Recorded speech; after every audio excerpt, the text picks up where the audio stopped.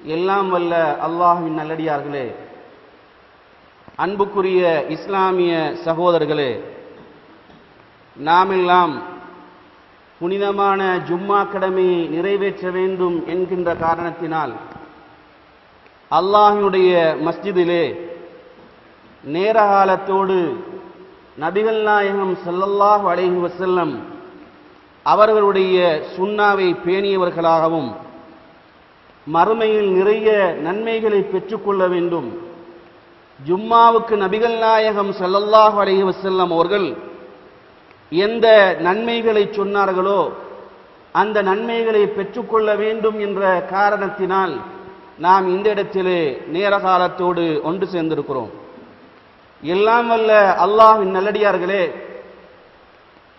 இன்றைய தலைப்பிலே நீங்களும் உங்களுடைய குடும்பத்தையும் உங்களையும் நரக நெருப்பிலிருந்து பாதுகாத்துக் கொள்ளுங்கள் என்று அல்லாஹ் எடுத்துச் சொல்கிற அந்த வசனத்திலிருந்து நாம் என்ன பாடங்களை பெற்றுக்கொள்ள வேண்டும் என்பதை இந்த குதுபாவின் தலைப்பிலே எடுத்துச் சொல்லலாம் என்று கருதுகிறேன். அன்புக்குரிய சகோதரர்களே, இந்த உலகத்திலே முஸ்லிம்களாக பிறந்த நாங்கள் மறுமையை பற்றிய விசுவாசம் கொண்டவர்களாக இருக்கிறோம். அந்த மறுமை சம்பந்தமான விசுவாசத்திலே ஒரு முஸ்லிம் சுவர்க்கத்தையும் நரகத்தையும் அவன் நம்பியிருக்கிறான். சுவர்க்கமும் நரகமும் இருப்பதை நம்பியிருக்கக்கூடிய முஸ்லிமை பொறுத்தவரையில் அவன் எப்படி சுவர்க்கத்தையும் நரகத்தையும் அவன் நம்பியிருக்கிறானோ, விசுவாசம் கொண்டிருக்கிறானோ, அதை போன்று இந்த உலகத்திலே ஒருவன் வாழும் பொழுது அவன் நன்மைகளை செய்திருந்தால், அவன் நல்ல முறையில் தன்னுடைய வாழ்வை அமைத்துக் கொண்டிருந்தால், அல் குர்ஆனும் சுன்னாவும் சொல்கிற அடிப்படையில் அவனுடைய வாழ்க்கை உலகத்தில் அமைத்துக் கொண்டிருந்தால், இறைவன் நாளைய மறுமையில் அவனுக்கு உயர்ந்த சொர்க்கத்தை கொடுப்பான் என்பதையும் நாம் விசுவாசம் கொண்ட சமுதாயமாக இருக்கிறோம். இதை சூரா சஜதாவில் இறைவன் 19-20 வசனங்களிலே சொல்லும் பொழுது, வஅம்மல்லதீன ஆமனு வஅமிலு ஸாலிஹாத், யார் இந்த உலகத்தில் சாலிஹான அமல்கள் செய்து இந்த உலகத்தில் வாழுகிறார்களோ, ஈமான் கொண்ட நிலையில் அவர்கள் சாலிஹான அமலை செய்து கொண்டிருக்கிறார்களோ, அவர்களுக்குரிய தங்குமிடம் என்னவென்றால் அவர்கள் சுவர்க்கத்திலே இருப்பார்கள். அவர்களுக்கு 6 அருவிகள் ஓடக்கூடிய சுவர்க்கத்தை இறைவன் கொடுப்பான். அந்த சுவர்க்கத்தை இறைவன் எப்படி கொடுப்பான் என்றால், நுசுலன், அவர்கள் தங்குகிற அல்லாஹ்வினுடைய ஒரு ஏற்பாடாக இறைவன் அவர்களுக்கு கொடுக்கிறான் என்பதை பார்க்கிறோம்.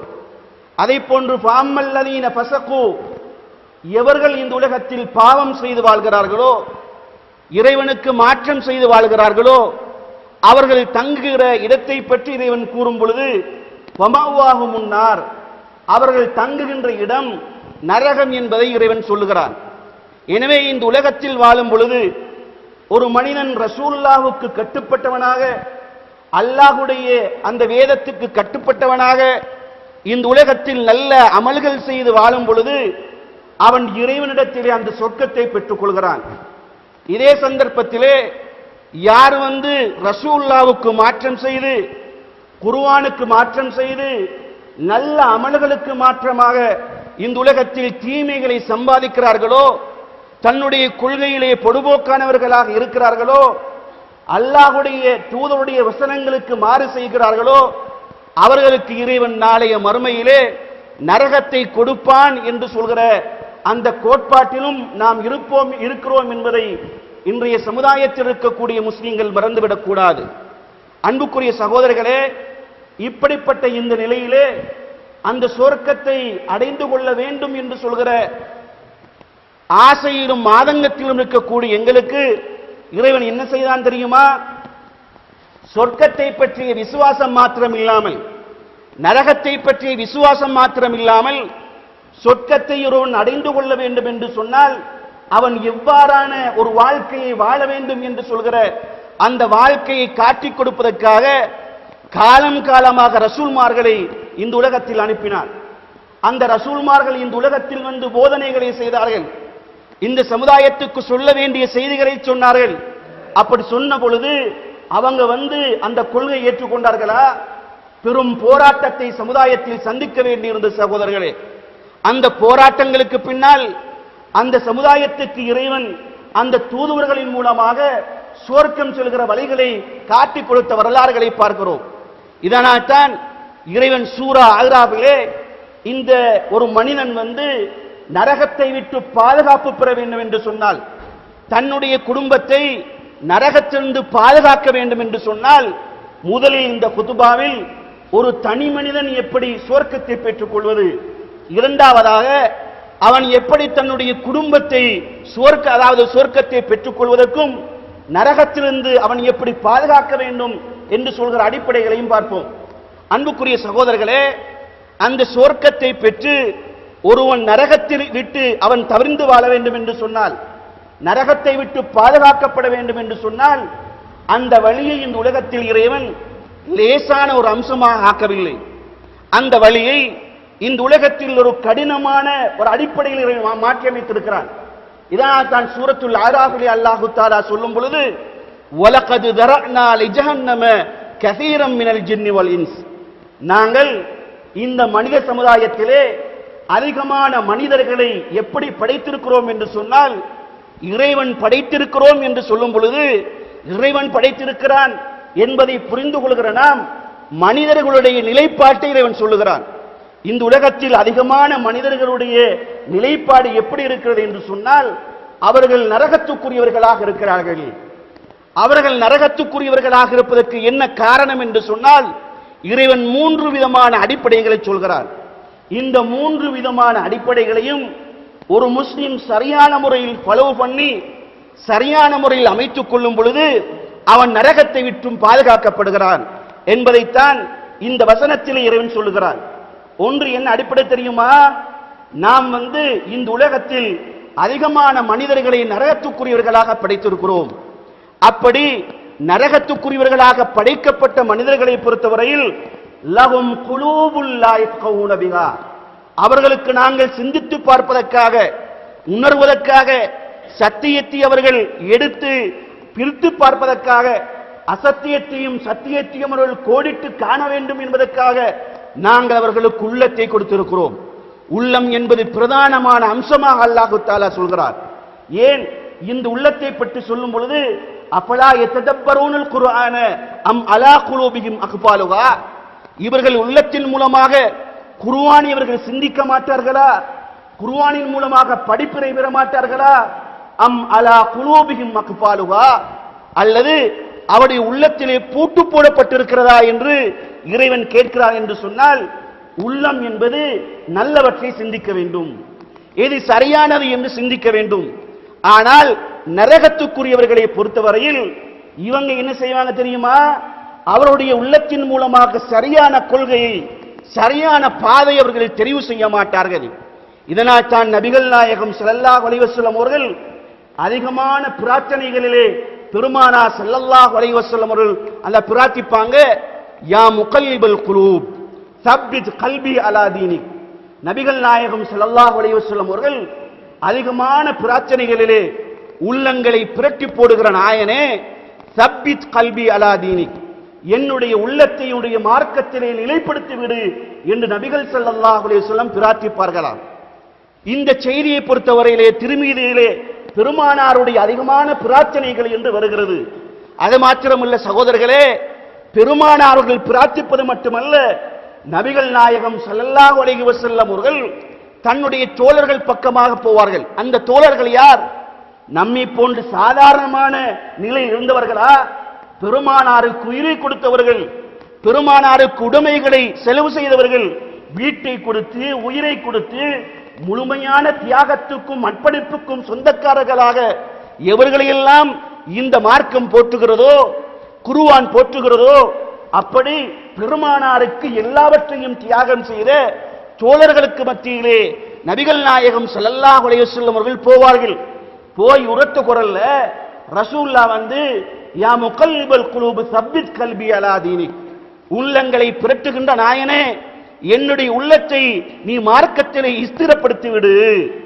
அப்ப தன்னிகரற்ற தோழர்கள் நபிகள் நாயகம் ஸல்லல்லாஹு அலைஹி வஸல்லம் அவர்களை பார்த்து கேட்கிறார்கள், ஹல் தகாபு அலைனா யா ரசூலல்லாஹ், இவ்வளவு தியாகங்கள் செய்து உங்கள் மார்க்கத்தை பின்பற்றி உங்களை விட்டு பிரியாமல் இருக்கக்கூடிய எங்களை பார்த்து நீங்கள் இந்த மார்க்கத்தை விட்டு நாங்கள் பிரிந்து விடுவோம் என்பதை நீங்கள் பயப்படுகிறீர்களா? அப்ப ரசூலுல்லாஹ் என்ன சொன்னாங்க தெரியுமா? நபிகள் நாயகம் ஸல்லல்லாஹு அலைஹி வஸல்லம் சொல்றாங்க, என்னுடைய தோழர்களே, இந்த பயத்திலே குற்றம் இல்லை, இந்த பயத்திலே தப்பு இல்லை. இந்த உலக வரலாறுகளை எடுத்துக்கொண்டால் இந்த உலகத்தில் பெரும் பெரும் மனிதர்கள் எல்லாம் அவர்களுக்கு ஹிதாயத்து கிடைத்ததன் பின்னால் இந்த மார்க்கத்தை விட்டு அவர்கள் சென்றிருக்கக்கூடிய வரலாறுகளை பார்க்கிறோம். சூரா அராபிலே நீங்கள் எடுத்துக்கொண்டால் ஒரு மனிதனுடைய வரலாற்றை அல்லாஹ் தஆலா சொல்கிறார். அதாவது ஒரு மனிதனுக்கு ஆத்தீனாகமின் ஆயாச்சினா, அவர்களுக்கு எங்களுடைய அத்தாட்சிகளை கொடுத்தோம், பன்சலகமின்கா, அந்த அச்சாட்சியிலிருந்து அவர் வெளியேறினார். பாத்பாவு ஷைத்தானு, ஷைத்தான் அவரை பின்தொடர்ந்தான். அவர் வழிகட்ட ஒரு மனிதராக ஆகிவிட்டார் என்று ஒரு மனிதனுடைய நபிமார்களுடைய இடத்தில் ஒரு மனிதரை வைத்து இருந்த ஒரு வரலாற்றை அல்லாஹ் தஆலா சொல்கிறார்.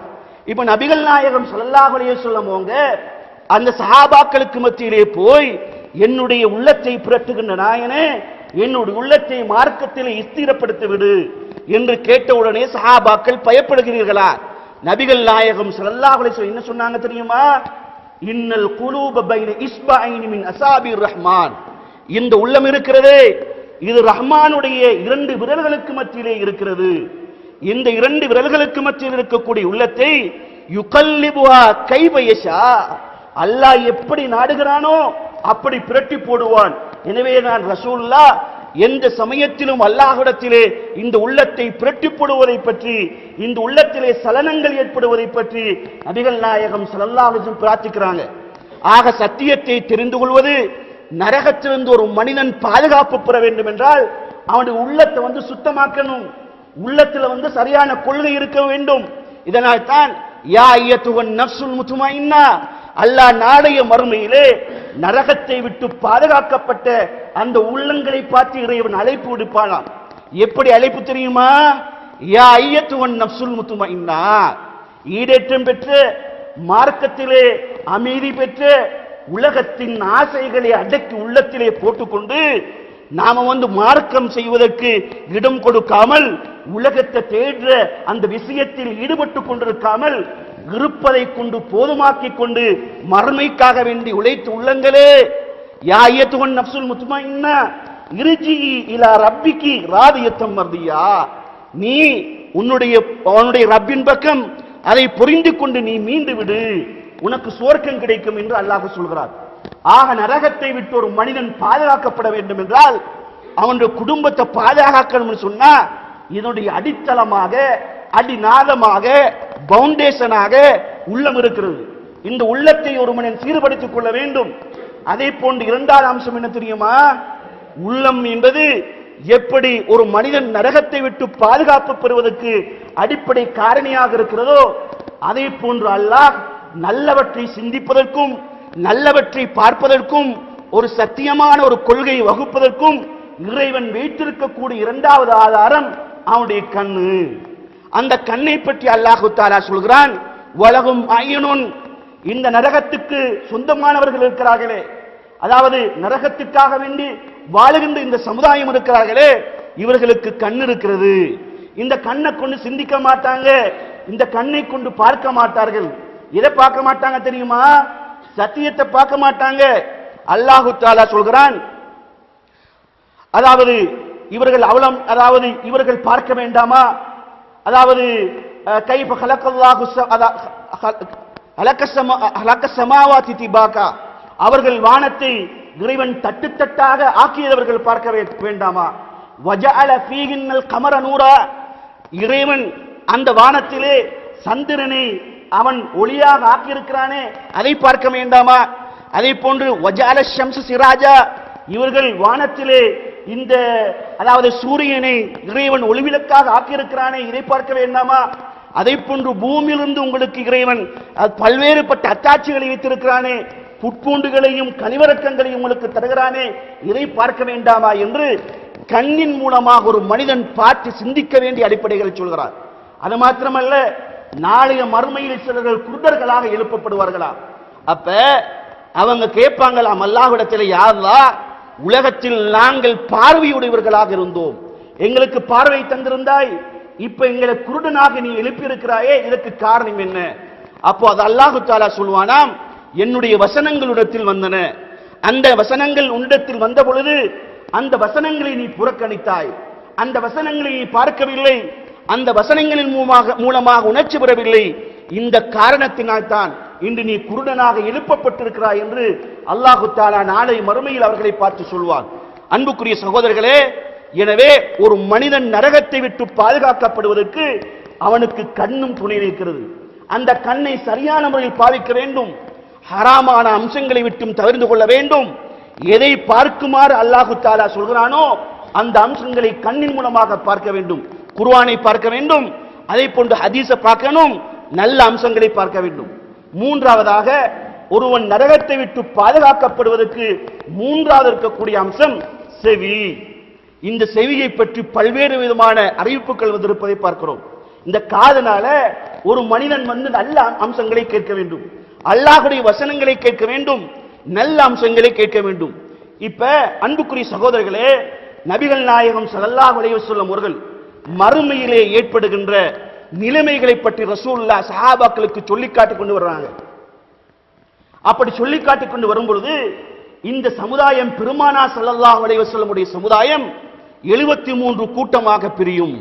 அப்ப 73 கூட்டமாக பிரிந்த இந்த சமுதாயத்தில் பல்வேறுபட்ட பிரச்சனைகள் வரும், பல்வேறுபட்ட கருத்து மோதல்கள் வரும், பல்வேறுபட்ட பிரச்சனைகள் வந்து 73 கூட்டத்திலே 72 கூட்டம் அப்படியே நரகம் செல்லும். ஆனால் ஒரே ஒரு கூட்டம் மாத்திரம்தான் சுவர்க்கம் செல்வார்கள் என்று நபிகள் நாயகம் ஸல்லல்லாஹு அலைஹி வஸல்லம் சொல்றாங்க. அவங்க யாரு தெரியுமா? அதாவது மா அன அலைஹில் யௌம வஸஹாபி, அவர்கள் குர்ஆன் சுன்னாவில் இருக்கக்கூடியவர்கள்.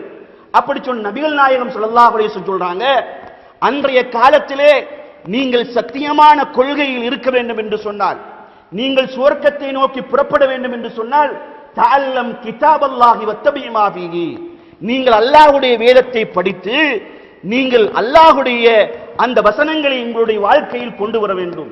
நபிகள் நாயகம் ஸல்லல்லாஹு அலைஹி வஸல்லம் உடைய சுன்னாவை நீங்கள் எடுத்து நடக்க வேண்டும். அந்த வசனத்தில் அல்லாஹ் தஆலா சொல்கிறான்.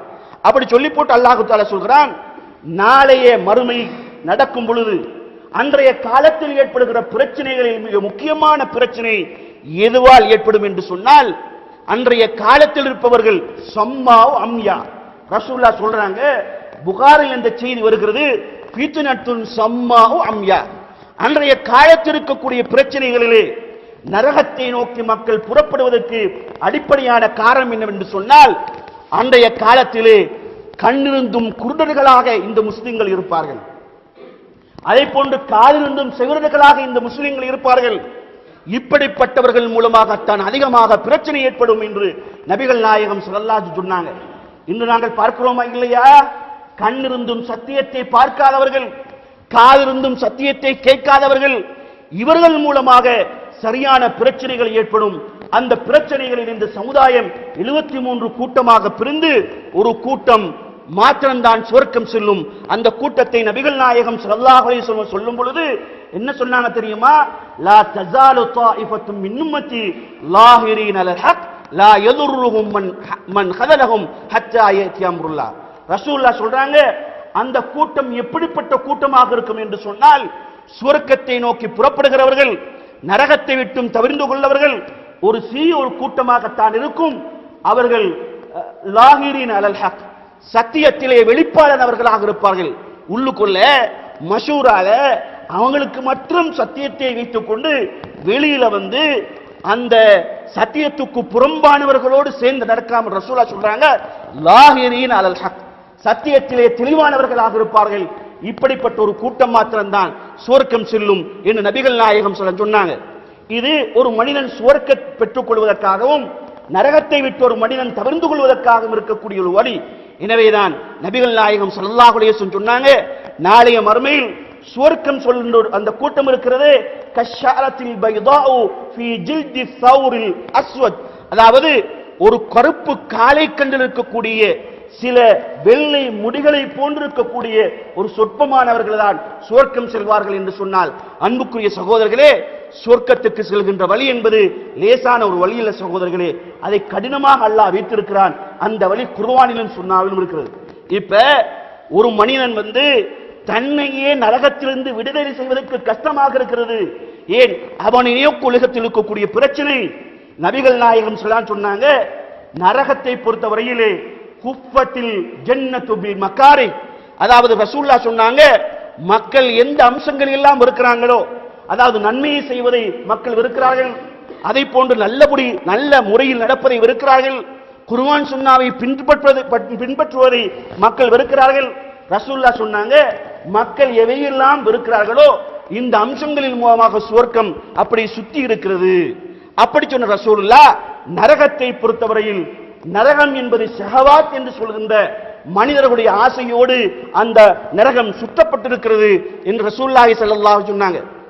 அன்புக்குரிய சகோதரர்களே, ஒரு மனிதன் சொர்க்கத்துக்காக தன்னை தயார்படுத்திக் கொள்கிறான் என்றால், நரகத்தை விட்டு விடுதலை பெற வேண்டும் என்று ஒரு மனிதன் நினைக்கிறான் என்று சொன்னால், அவன் இந்த உலகத்தில் இருக்கக்கூடிய சகுவானியத்தை விட்டுவிட்டு உலகத்தில் இருக்கக்கூடிய எல்லா விதமான ஆசைகளையும் அவன் விட்டுவிட்டு சரியான கொள்கையோடு சுவர்க்கத்துக்கு புறப்படுகிற மனிதர்களாக இருக்க வேண்டும். இப்படி இருக்கும் பொழுது ஒரு மனிதன் தன்னையும் பாதுகாத்து தன்னுடைய குடும்பத்தையும் எப்படி அவன் கொள்கைகளை பாதுகாக்க வேண்டும், சொர்க்கத்துக்குரியவர்களாக மாற்ற வேண்டும், நரகத்தை விட்டு பாதுகாக்க வேண்டும் என்று சொன்னால் அதற்கான பல வழிகளை அல் குர்ஆனும் சுன்னாவும் எடுத்துச் சொல்வதை பார்க்கிறோம். அந்த வழிகளிலே முதலாவதாக அல்லாஹ் அல் குர்ஆனிலே லுக்மான் என்று சொல்கிற ஒரு நல்ல மனிதருடைய வரலாற்று செய்தியை சொல்கிறார். எப்படி சொல்றான் தெரியுமா? முதலாவதாக குழந்தைகளை சொர்க்கத்துக்குரியவர்களாக மாற்ற வேண்டும் என்று சொன்னால், இன்று நம்முடைய சமுதாயத்தை பார்க்கிறோம். சமுதாயத்திலே எத்தனையோ நல்லவர்கள் இருக்கிறார்கள். எல்லா பள்ளிவாசலும் எந்த கொள்கையாக இருந்தாலும் போனா வாப்ப நல்ல மனுஷனாக இருப்பாரு. அது நல்ல மனுஷனுக்கு அடையாளம் என்ன தெரியுமா? தொப்பியை போட்டு ஜுப்பா போட்டு பள்ளியில குந்தி தஸ்பீ செய்து தொழுது கொண்டிருப்பார். ஆனால் பிள்ளைகளோ மடையுமாறோ மார்க்கத்தில் இருக்க மாட்டாங்க. பிள்ளைகள் இவன் கொள்கையில் இருப்பான், பிள்ளைகள் கொள்கையின் எதிரிகளாக இருப்பார்கள். மனைவி கொள்கையின் எதிரியாக இருப்பாள், இஸ்லாத்தின் எதிரியாக இருப்பாள்.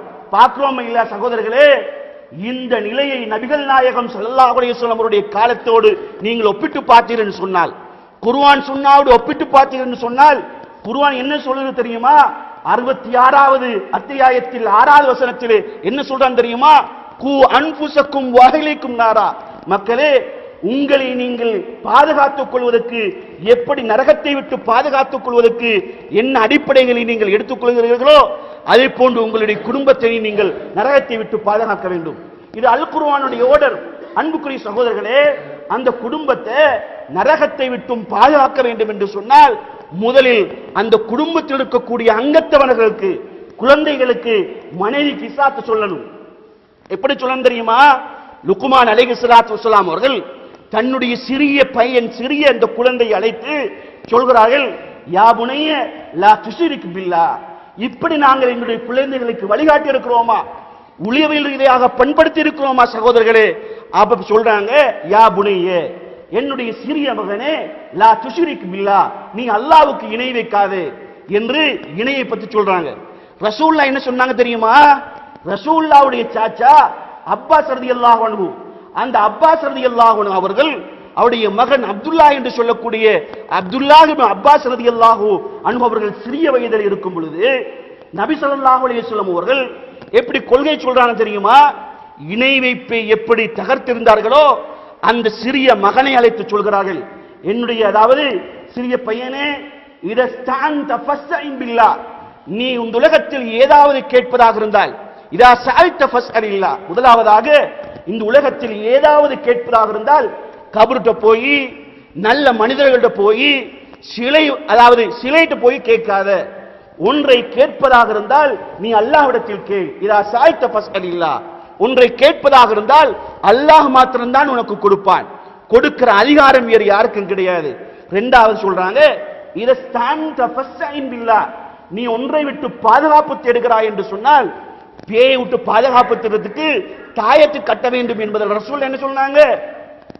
நீ உலகத்தில் ஏற்பட்ட ஒரு தீமிலிருந்து உன்னை பாதுகாத்துக் கொள்ள வேண்டும் என்று சொன்னால் அல்லாஹ்விடத்தில் பாதுகாப்பு கேள் என்று சொல்லிவிட்டு ஏகத்துவத்தை எப்படி சொல்கிறார்கள் தெரியுமா? எப்படி நபிகள் நாயகம் ஸல்லல்லாஹு அலைஹி வஸல்லம் அவர்கள் அந்த சிறுவர்களுடைய உள்ளத்தில் எப்படி ஆழமாக பதிக்கிறார்கள் தெரியுமா? சிறுவனே என்று அழைத்து சொல்கிறார்கள். சிறுவனே, இந்த உலகத்தில் இருக்கக்கூடிய எல்லா மக்களும் ஒன்று சேர்ந்து ஐயன்ஃபஊக பிஷைஇன், உனக்கு ஒரு நன்மையை ஏற்படுத்த நினைக்கிறார்கள். இந்த உலகத்தில் இருக்கக்கூடிய எல்லா மக்களும் சேர்ந்து உன்னுடைய உயிரை காப்பாற்ற வேண்டும் என்று நினைக்கிறார்கள். அப்படி இந்த அதாவது நம்ம நாட்டில் நடந்த இருக்கக்கூடிய அதாவது சவுதி அரசாங்கத்தில் ஒரு கொலை எடுத்துக் கொள்ளலாம். இந்த உலகத்தில் இருக்கக்கூடிய எல்லா மக்களும் சேர்ந்து உனக்கு ஒரு நன்மை ஏற்படுத்த முடிந்தாலும் அல்லாஹ்வுடைய விதியில் உனக்கு தீமைதான் ஏற்படுகிறது என்றிருந்தால் அந்த விதி தப்பாது மகனே, அந்த விதி தவறாது மகனே, அல்லாஹ்வுடைய விதியின்படிதான் உனக்கு நடக்கும். அப்ப இந்த உலகத்தில் இருக்கக்கூடிய எல்லா மக்களும் சேர்ந்து உனக்கு தீமையை செய்யணும்னு நினைக்கிறாங்க, உன்னை அழிக்கணும் என்று நினைக்கிறார்கள், உன்னை கொல்ல வேண்டும் என்று நினைக்கிறார்கள். அப்படிப்பட்ட அந்த சந்தர்ப்பத்தில் அல்லாஹ்வுடைய விதியில் உனக்கு நன்மைதான் நடக்கும் என்று எழுதப்பட்டிருந்தால் அது நடக்கும் மகனே என்று கொள்கையை ரசூலுல்லாஹ் அந்த சிறுவர்களுக்கு சொன்னார்களே. இணை வைப்பை குர்ஆன் தடுக்கிறதே. இப்படி எங்களுடைய சிறுவர்களுக்கு நாங்கள் வழிகாட்டி இருக்கிறோமா சகோதரர்களே? கொள்கை சொல்லி இருக்கிறோமா? கொள்கையின் பக்கம் அவர்களை அழைத்திருக்கிறோமா? அன்புக்குரிய சகோதரர்களே, ஏன் இதனால் தான் இந்த உலகத்தில் நபிமார்களுடைய வரலாறுகளை அல்லாஹ் தஆலா சொல்கிறார். ஆனால் அந்த வரலாறுகளை சொல்லும் பொழுது இன்னல்லாஹ் அஸ்தஃபா, அல்லாஹ் தஆலா நூகையும் எப்படி அதற்கு பின்னால் இருக்கக்கூடிய நபிமார்களையும் தேர்ந்தெடுத்தானோ, வால இப்ராஹிம், இப்ராஹிமுடைய குடும்பத்தையும் அல்லாஹ் தேர்ந்தெடுத்திருக்கிறார். அந்த குடும்பத்தின் மீது அல்லாஹ் அருள் செய்ததாக சொல்கிறார். இப்ராஹிம் அலைஹிஸ்ஸலாத்து வஸ்ஸலாம் அவர்களை அல் குர்ஆனில் பல்வேறுபட்ட இடங்களில் அல்லாஹ் சொல்கிறார். அவருடைய முயற்சியை சொல்கிறான், அவரை பாராட்டி சொல்கிறான். ஏன் தெரியுமா? இப்ராஹிம் அலைஹிஸ்ஸலாத்து வஸ்ஸலாம் அவர்கள் அவங்க மாத்திரம் கொள்கைவாதியாக இருக்கவில்லை. நீங்கள் இப்ராஹிம் அலைஹிஸ்ஸலாத்து வஸ்ஸலாம் அவருடைய வரலாறுகளை பார்க்கும் பொழுது ஒவ்வொரு மேடைகளிலும் அதாவது பெருநாட்டினம் தான் சொல்லப்படுது. இப்ராஹிம் அலைஹிஸ்ஸலாத்து வஸ்ஸலாம் எப்படி கொள்கையிலே உறுதியுள்ளவர்களாக இருந்தார்களோ அதை போன்று தன்னுடைய மகனையும் உறுதியுள்ளவர்களாக ஆக்கினார்கள். இப்ராஹிம் அலைஹிஸ்ஸலாத்து வஸ்ஸலாமுடைய மகன் இஸ்மாயில் அலைஹிஸ்ஸலாத்து வஸ்ஸலாம் அவர்கள் எப்படி கொள்கையிலே சிறிய வயதுல, என்னுடைய மகனே உன்னை அறுக்கிறது உன்னை கொல்றதுக்கு நீங்கள் நினைத்து பாருங்கள் சகோதரர்களே, எங்கள் பிள்ளையை அழைத்து ஒரு சிறிய சம்பவத்தை சொல்லி மார்க்கம் எப்படி சொல்கிறது? தொழுன்னு சொன்னா தொழுகிறாங்களா? அதை போன்று நல்ல அமல்கள் செய்யணும்னு சொன்னா செய்கிறாங்களா? இல்லை சகோதரர்களே. அன்று இப்ராஹிம் அலைஹிஸ்ஸலாத்து வஸ்ஸலாம் அவர்கள் தன்னுடைய பிள்ளையை மார்க்கத்திலே எப்படி வார்த்தெடுத்தார் என்றால், அந்த குழந்தைகளை நரகத்தை விட்டு எப்படி பாதுகாத்தார் என்றால், மகன் அழைச்சு சொல்றாங்க, சின்ன வயது என்னுடைய மகனே, நான் இன்று இரவு ஒரு கனவு கண்டேன். அது அல்லாஹ்வுடைய ஓர்டர். என்ன கனவு தெரியுமா? உன்னை அறுக்கணும் மகனே. இப்படி கனவு கண்டேன் என்று சொன்ன பொழுது என்ன சொன்னாங்க? அல்லாஹ் தஆலா சொல்றதுக்காக என்ன அறுக்க போறீங்களா என்று விரண்டோடினார்களா? என்னை பொறுமையுள்ளவர்களாக கண்டுகொள்வீர்கள், அல்லாஹ்வுடைய ஓர்டர் என்றால் நீங்கள் செய்யுங்கள் என்று சொல்கிற அளவு இந்த உலகத்திலே தாரக மந்திரங்களாக இந்த மார்க்கத்தின் புருஷர்களாக மார்க்கத்தை கட்டி எழுப்பப்படுகின்ற பௌடன்சன்களாக அந்த நபிமார்கள் குழந்தைகளை வளர்த்திருக்கிறார்கள். இதனால்தான் அந்த குடும்பத்தை பொருந்திக் கொண்டேன் என்று சொல்கிறார். இப்ராஹிம் அலைஹிஸ்ஸலாத்து வஸ்ஸலாம் அவர்களை பற்றி இவ்வாறு புகழ்ந்து சொல்கிறான். அப்ப பிள்ளையை மாத்திரமா கொள்கைவாதியாக மாற்றினார்கள், இஸ்லாமியவாதினா மாற்றினாங்க. மனைவி இப்படி மாற்றினாங்க. மனையை கொண்டு போய் ஹாஜர் அம்மையாரை கொண்டு போய் என்ன செய்யறாங்க? பாலைவனம். இன்று மக்கமா என்பது பெரும் ஒரு நகரம். அந்த நகரத்துக்கு சென்று விட்டால் நம்ம இவ்வளவு பெரிய மிகவும் சந்தோஷமாக இருக்கும். அப்படிப்பட்ட அந்த நகரத்திலே ஹாஜர் அம்மையாரை கொண்டு போய் வைக்கிறாங்க. ஹாஜர் அம்மையார் பார்க்கக்கூடிய அந்த நகரம் இருக்கிறது, அன்று யாரும் மனிதர்கள் வாழுகிற பூமி அல்ல, 4000 ஆண்டுகளுக்கு முன்னால். அப்ப தனிமையில் விட்டு போகும் பொழுது, இது அல்ல என்ன விட்டு போறீங்க, என்னை தனிமையிலே என்னையும் என்னுடைய பிள்ளையையும் விட்டுவிட்டு செல்கிறீர்களே, எங்களை காப்பாற்றுகின்றவர்கள் யார்? இப்ப அல்லாஹ்வுடைய ஓர்டரா? அப்போது அவர்கள் அதை சும்மா அல்லாஹ்வின் கட்டளை என்றால் நான் சுமந்து கொள்கிறேன் என்று சொல்லுகிற அளவு இந்த ஒரு வீட்டில் ஒரு பெண்ணுக்கு தனிமை இருக்க இயலாது. இப்படி தனிமையில விட்டு விட்டு போனா இங்க பார்க்கிறது யாரு என்று சொல்லுகிற இந்த உலகத்திலே அன்று ஒரு காட்டிலே மனிதர்கள் வாழாத இடத்திலே ஒரு பெண் தனிமையில் விடப்படுகிறாள். தனிமையில் விடப்படுவது அல்லாஹ்வின் கட்டளை என்று சொன்னால், அந்த பெண் வந்து சுமந்து கொள்கிறார் என்று சொன்னால், எந்த அளவு குடும்பத்தை பண்படுத்தி இருக்கிறார்கள் சகோதரர்களே. இந்த பண்பாடுதான் அவர்களை சொர்க்கவாதியாக மாற்றியிருக்கிறது சகோதரர்களே. எனவே எம்முடைய குடும்பத்தை என்ன செய்ய வேண்டும் தெரியுமா? அவர்களையும் சொர்க்கவாதிகளாக மாற்ற வேண்டும் என்று சொன்னால், நரகத்தை விட்டும் அவர்களை காப்பாற்ற வேண்டும் என்று சொன்னால் கொள்கையை சொல்லணும். கொள்கையை சொன்னதுக்கு பின்னால் என்ன செய்ய தெரியுமா? ஹராம் ஹலாலை விட்டு தடுக்கணும், நல்ல விஷயங்களை சொல்லணும். இப்ப அல்லாஹ் தஆலா என்ன சொல்றான் தெரியுமா? வஅமுர் அஹ்லக பிஸ்ஸலாத்தி வஸ்தபிர் அலைஹா ஃபஇன்ன ذلك மின் அஸ்வில் உமூர். அதாவது நபிகள் நாயகம் ஸல்லல்லாஹு அலைஹி வஸல்லம் பார்த்து குர்ஆன் சொல்கிறது, நபியே நாயகமே, வஅமுர் அஹ்லக பிஸ்ஸலா, உன்னுடைய குடும்பத்துக்கு தொழுகையை கொண்டு ஏவு, வஸ்தபிர் அலைஹா, அந்த புள்ளக்கு சொல்லிட்டு வாப்ப தொழாம இருக்காம வஸ்தபிர் அலைஹா, நீ அந்த தொழுகையிலே பொறுமையோடு இருந்து கொள். அப்படி தொழுகையிலே பொறுமையோடு இருப்பது இருக்கிறதே, ஃபஇன்ன ذلك மின் அஸ்வில் உமூர், அது உன்னை சுவர்க்கத்துக்கு செலுத்தக்கூடிய காரணிகளில் பிரதான காரணியாக இருக்கிறது, ஒரு மிகச்சிறந்த அம்சமாக இருக்கிறது என்று குர்ஆன் சொல்கிறது. இப்ப அந்த குழந்தைகளுக்கு சுவர்க்கத்தின் மீது வழிகாட்ட வேண்டும் என்று சொன்னால் பாவங்களை விட்டு எச்சரிக்க வேண்டும், விபச்சாரத்தை பற்றி எச்சரிக்க வேண்டும், தீமையான காரியங்களை பற்றி சொல்ல வேண்டும், நல்ல அம்சங்களை சொல்ல வேண்டும். இதுல அன்புக்குரிய சகோதரர்களே, ரசூலுல்லாஹ்வுடைய வழிகாட்டல் இருக்கிறதே உளவியல் ரீதியாக இருந்தது. எப்படி இருந்து தெரியுமா? ரசூல் என்ன சொன்னாங்க தெரியுமா? உங்களுடைய பிள்ளைகள் அதாவது 7 வயதை அடைந்து விட்டால் நீங்கள் அவர்களுக்கு தொழுமாறு ஏவுங்கள். அப்படி தொழுமாறு ஏவுங்கள் என்று சொல்லிவிட்டு ரசூலுல்லாஹ் சும்மா இருந்தாங்களா? தொழுமாறு ஏவுங்கள். இரண்டாவது வஃபர், அதாவது அவர்களை உங்களுடைய படுக்கை அறையை விட்டு பிரித்து வைங்க. அதாவது 7 வயதை குழந்தைகள் அடைந்து விட்டால் உங்களோட படுக்கிற இடத்தை விட்டு குழந்தைகளை பிரிச்சிருங்க. ஆணாக இருந்தாலும் சரி பெண்ணாக இருந்தாலும் சரி. காரணம் என்ன? அந்த குழந்தைகள் பார்க்காத காட்சிகளை பார்த்து தீமையான பண்பாட்டிலே வளரக்கூடாது என்பதற்காக சகோதரர்களே, அன்புக்குரிய சகோதரர்களே, இப்படிப்பட்ட நிலையிலே எங்களுடைய குழந்தைகளுக்கு நாங்கள் வழிகாட்டி இருக்கிறோமா? நல்ல அம்சங்களை சொல்லிக் கொடுத்திருக்கிறோமா? தொழுகை பற்றி சொல்லிக் கொடுத்திருக்கிறோமா? குர்ஆனை பற்றி சொல்லிக் கொடுத்திருக்கிறோமா? ஆயிஷா ரலியல்லாஹு அன்ஹா அவர்கள் என்ன சொல்றாங்க தெரியுமா? கடைசி கட்டம் நபிகள் நாயகம் ஸல்லல்லாஹு அலைஹி வஸல்லம் வஃபாத்தாக போறாங்க. அந்த சமயத்தில் பெருமானாருக்கு சென்று இமாம் ஜமாத் நடத்துவதற்கு நபிகள் ஸல்லல்லாஹு அலைஹி வஸல்லம் முடியவில்லை. ஆயிஷா அம்மையாரை பற்றி சொல்றாங்க, ஆயிஷாவே நீ என்ன செய்ய தெரியுமா?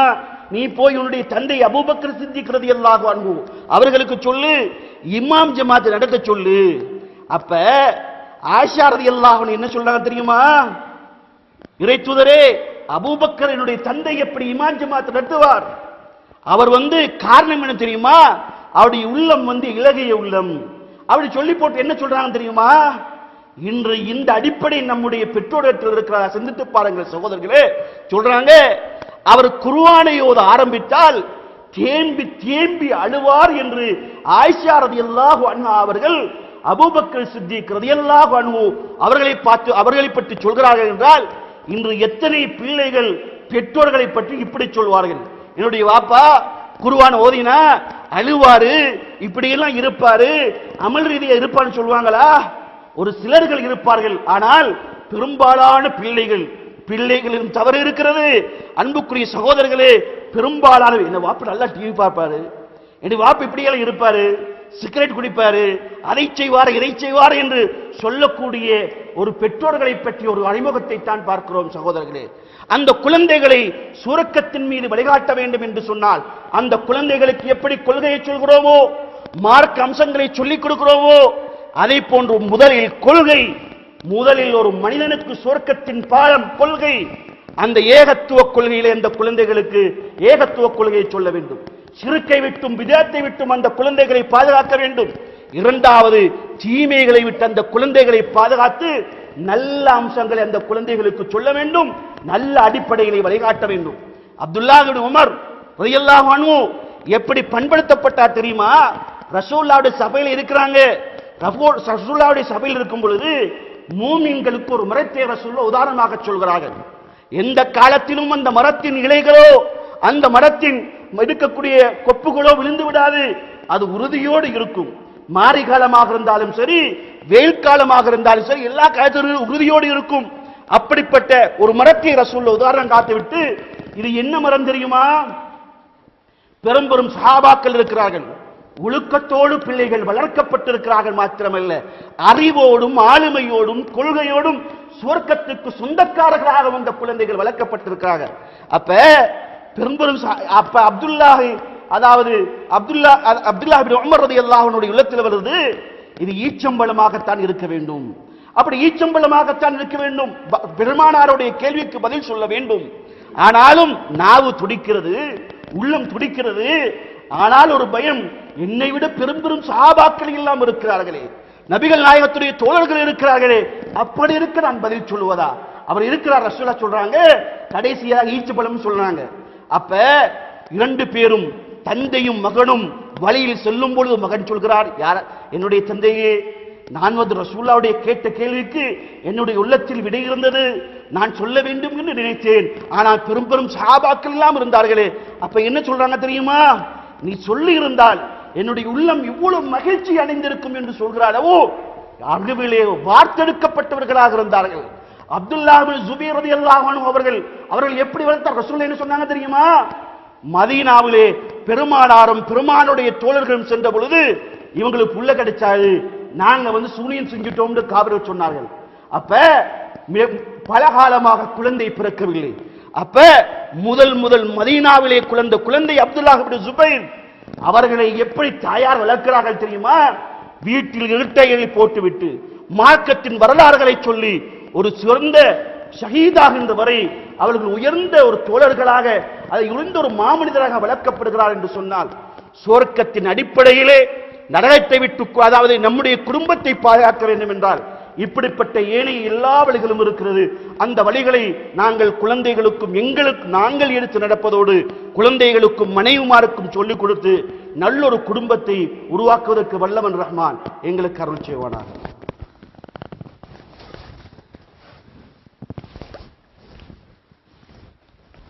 إن الحمد لله نحمده ونستعينه ونستغفره ونعوذ بالله من شرور أنفسنا ومن سيئات أعمالنا من يهده الله فلا مضل له ومن يضلل فلا هادي له أما بعد. மேலான அன்புக்குரிய சகோதரர்களே, நாமும் நம்முடைய குடும்பமும் நரகத்தை விட்டு பாதுகாக்கப்பட வேண்டும் என்றால் மூன்றாவது அம்சம் என்ன தெரியுமா? ரசூலுல்லாஹ் சொன்னாங்க, நாளைய மறுமையில், அடிக்கடி நீங்கள் அந்த ஹதீஸை கேள்விப்பட்டிருப்பீர்கள், என்னுடைய சமுதாயம் லதத்தபியன்ன ஸனன மன் கான கப்லகும் ஷிப்ரன் பிஷிப்ரின் வதிராஅன் பிதராஇன் லவ் தகலு ஜுஹ்ர தப்பின் லதகல்துமூஹு. என்னுடைய இந்த சமுதாயம் யகூதிகளையும் நசாராக்களையும் எப்படி பின்பற்றுவார்கள் என்றால், சாணுக்கு சான் முனத்துக்கு முனம் பின்பற்றுவார்கள், உடும்பின் பொந்தில் நுழைந்தால் கூட பின்பற்றுவார்கள், கேவலமான ஒன்றை செய்தால் கூட பின்பற்றுவார்கள். ரசூலுல்லாஹ் எல்லா சமயத்திலும் தாடி வைங்கன்னு சொன்ன ரசூலுல்லாஹ் என்ன சொன்னாங்க தெரியுமா?